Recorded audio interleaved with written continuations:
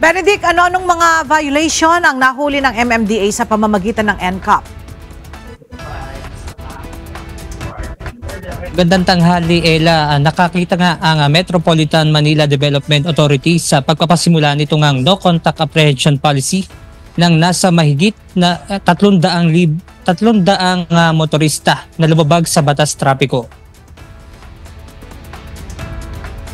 Sa monitoring room ng MMDA, ilan sa nakuha na ng video ay mga motorsiklo na dumaan sa bike lane, pagdaan sa EDSA busway at hindi tamang loading at unloading ng mga pasahero.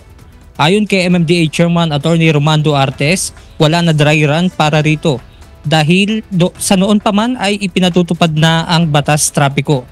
Disiplina ang nais makamit ng MMDA, lalo na nga't noong pansamantalang ipinatigil ang implementasyon ng NCAP kung saan umabot na nga sa nasa mahigit 800,000 na mga motorista ang nakitang lumabag sa batas trapiko. Sinabi pa ng MMDA na ngayong taon, tinatayang nasa 9,500 traffic violation per month ang kanilang naitatala. Sinabi rin ni Artes na sa ngayon ay ipadadala sa address na may-ari ng sasakyan ang notice of violation.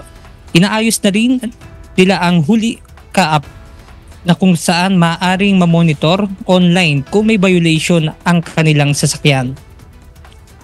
Ela, target nga ng MMDA na maipadala sa loob ng 10 araw itong ang notice of violation.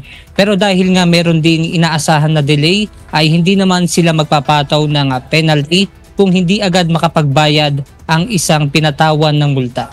At yan mo lang ating update mula rito sa Pasig City. Balik sa inyo dyan, Ela. Maraming salamat, Benedict Samson.